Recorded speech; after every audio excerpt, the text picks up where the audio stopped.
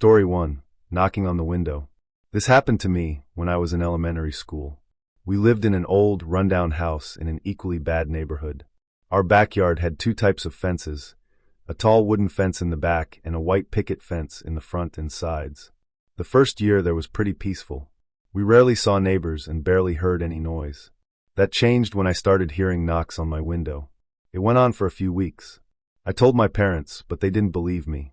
I started to think the house was haunted. It creaked a lot and made weird noises. The knocking got worse over time. It was so loud I thought it was coming from the mirror in my room. I had two windows, one above my nightstand and one next to the bed. The knocks always came from the one by the nightstand. That window looked out at bushes, the other had a loud air conditioner under it. Makes sense now why the knocks were always from the one with the bushes. I told my younger sister, and she said she heard knocking at her window too.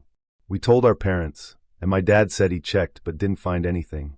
One night, I made a pillow fort and was trying to sleep. I was watching YouTube, put my phone down, and turned over to sleep. That's when the knocking started again. First soft, then louder, until it was full-on banging. I stayed still, crying, scared the glass would break. Eventually it stopped. But weird things started happening. I noticed the bushes under my window were disturbed, and I realized it wasn't a ghost, it was a real person.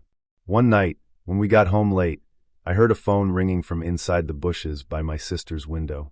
Days later, I heard a notification sound coming from under my window too. Rocks and marbles started showing up in front of our driveway. Big rocks like the ones in playgrounds, which we didn't have anywhere near our yard. The only neighbor we ever saw was a man who rarely came out. When I did see him, or when he saw me looking, he would duck behind the wooden fence. One day, when my mom was inside with my aunt, my sister and I were playing on the swing in our yard, I saw the neighbor watching us over the fence. He was walking back and forth, silently, just staring. My mom saw him and told us to come inside. She called my grandpa and dad. When my grandpa came over, the neighbor went back into his house. After that, the noise lessened, but we still found rocks. After we moved, we found out the new family, with kids our age, also had weird experiences. One of them went through their trash, and the next day they received a letter. Asterisk, I saw your son in the trash last night. You never know who's watching. Signed by the neighbor. Story 2. The Skinned Dog. One weekend in 2018, I went to visit my mom with my girlfriend. She lives on a ranch with about 40 acres of land, very secluded. My brother and his wife were there too. I noticed that the loudest dog, a beagle, didn't come to greet us. My mom said he ran off the night before and hadn't come back, common in the country. Later, my mom said that around 1 a.m., all the dogs were barking and howling nonstop. Then they calmed down. A few hours later, we saw a buzzard circling out in the field. My brother went to check and called me over. I expected to find the dog dead, maybe attacked by coyotes. On the way, we saw blood and drag marks. But when we got there, something felt off. The dog had been skinned. Only the fur on the head, paws, and tail remained, and the cuts were clean. Someone had killed and skinned our dog, just a few yards from the house. My mom suspects the neighbor, a weird guy who's been seen skinning rabbits. We called the police. They found tire tracks and fresh horse manure, and the neighbor owns horses. Nothing else happened, but we installed cameras and reinforced the fences. If it happens again, we'll have proof. Story 3. The Neighbor Killer.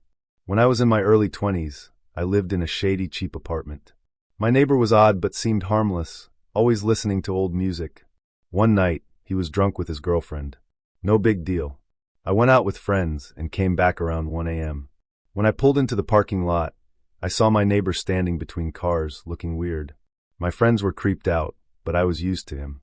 As I walked by his apartment, I noticed he was hiding behind a bush. I said hi to let him know I saw him. He stepped out and stared at me, wide-eyed and wild-looking like an animal. I ran into my place.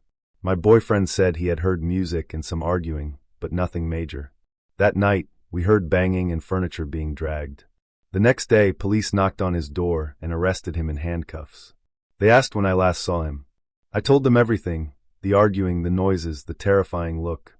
Later, we learned he had brutally murdered his girlfriend, chopped her up, and dumped parts near the train tracks behind the complex.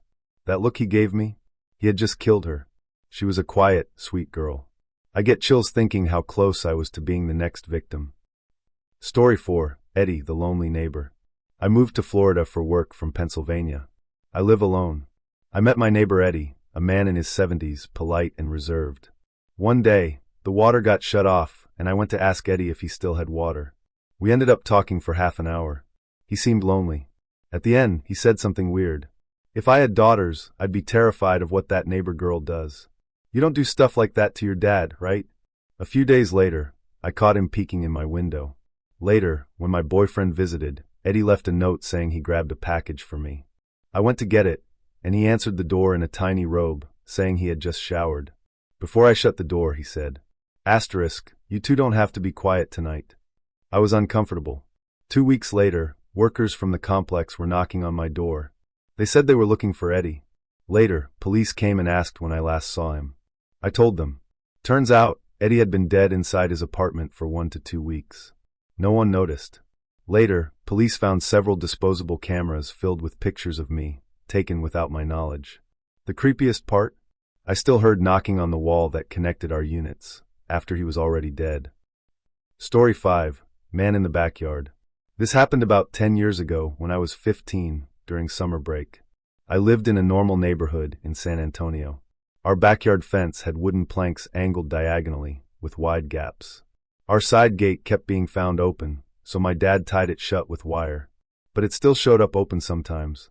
We had an above-ground pool with a deck around it, and a huge tree gave shade. My sister and I liked to float there. One Sunday, my parents and grandpa were napping. My sister left, and I stayed in the pool alone. About 20 minutes in, I saw someone standing just beyond the fence watching. The sunlight made it hard to see clearly, and he stepped out of view. I thought it was weird but ignored it. Minutes later, I heard wood creaking behind me. I turned, and the man was climbing over the fence. He looked around 30, tall and skinny. I froze. The edge of the pool felt so far away. I jumped out and ran. By the time I got to the door, he was already on the deck, following me.